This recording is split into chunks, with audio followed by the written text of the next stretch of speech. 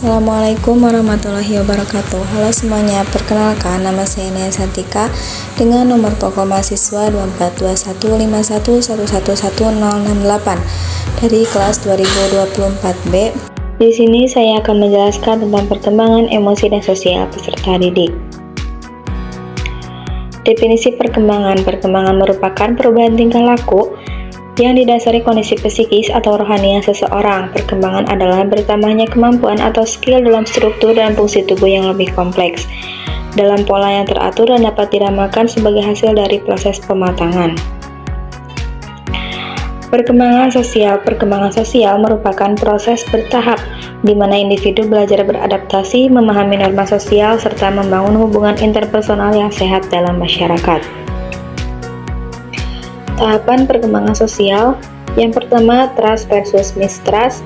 Usia 0 sampai dengan 1 tahun, anak mulai membangun kepercayaan terhadap lingkungan. Yang kedua, autonomy versus shame. Usia 2 sampai 3 tahun, anak belajar kemandirian tetapi bisa merasa malu jika terlalu dikontrol. Yang ketiga, initiative versus guilt. Usia 4 sampai dengan 5 tahun, anak mulai mengembangkan inisiatif dan ide. Yang keempat, industri versus inferiority. Usia 6-11 tahun, anak mulai belajar tugas-tugas sekolah dan keterampilan sosial. Dan yang kelima, ego identity versus role confusion. Usia 12-18 tahun, remaja mencari identitas diri dan perannya dalam masyarakat. Karakteristik perkembangan sosial. Yang pertama, mampu berinteraksi dengan orang lain. Yang kedua, mengikuti norma sosial dan moral. Yang ketiga, menyesuaikan diri dalam lingkungan sosial yang lebih luas.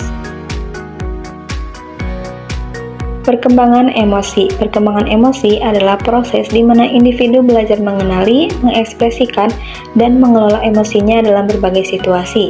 Emosi tidak hanya melibatkan perasaan subjektif, tetapi juga perubahan fisiologis dan perilaku. Tahapan perkembangan emosi. Yang pertama, elicitators, yaitu situasi atau peristiwa yang memicu emosi. Yang kedua, receptors, yaitu aktivasi pusat sistem saraf. Yang ketiga, state, yaitu perubahan fisiologis yang terjadi. Yang keempat, expression, yaitu ekspresi wajah, suara, atau gerakan tubuh. Dan yang kelima, experience, yaitu persepsi dan interpretasi individu terhadap emosinya. Karakteristik perkembangan emosi. Yang pertama, emosi digunakan sebagai alat komunikasi. Yang kedua, mempengaruhi kepribadian dan penyesuaian diri anak. Dan yang ketiga, berkembang seiring pengalaman sosial dan lingkungan.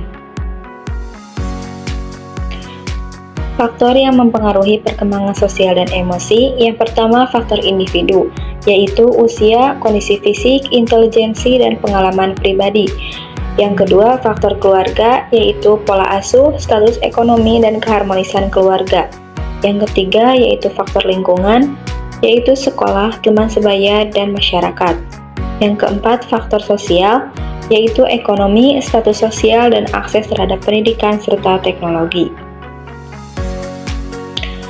Implikasi perkembangan sosial dan emosi peserta didik diantaranya, guru dan orang tua harus dekat dengan peserta didik untuk memahami ekspresi emosinya. Sekolah perlu memberikan strategi pembelajaran sosial seperti kerjasama kelompok dan pemecahan masalah sosial. Pentingnya program mediasi teman sebaya untuk mengatasi konflik sosial. Guru harus memberikan lingkungan belajar yang positif untuk membentuk perkembangan sosial dan emosional anak. Salah satu contoh studi kasus mengenai perkembangan emosi dan sosial peserta didik yaitu siswa sulit mengendalikan emosi. Subjek studi kasus ini adalah seorang siswa kelas 8 SMP Negeri 14 Pontianak yang dikenal sebagai anak periang tetapi agresif. Ia sering berperilaku jahil, sulit berkonsentrasi saat belajar, mudah marah, dan kerap terlibat konflik dengan teman-temannya. Faktor penyebabnya meliputi perubahan fisik akibat pubertas, kematangan emosional yang belum berkembang, pola asuh orang tua yang kurang disiplin, serta pengaruh lingkungan sosial yang negatif. Untuk membantu mengatasi permasalahannya, digunakan behavioral counseling dengan teknik shaping yang bertujuan membentuk kebiasaan baru secara bertahap dengan penguatan positif. Setelah beberapa sesi konseling, siswa mulai menunjukkan perubahan positif seperti lebih fokus saat belajar, tidak lagi membuat keributan, serta mampu mengendalikan emosinya dengan lebih baik. Hasil ini menunjukkan bahwa bimbingan konseling yang tepat dapat membantu siswa mengembangkan kontrol emosi yang lebih baik.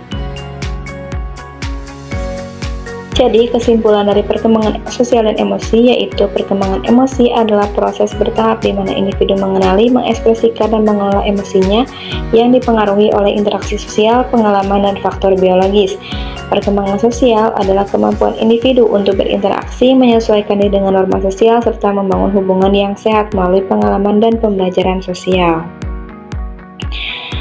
Cukup sekian yang dapat saya sampaikan. Terima kasih. Wassalamualaikum warahmatullahi wabarakatuh.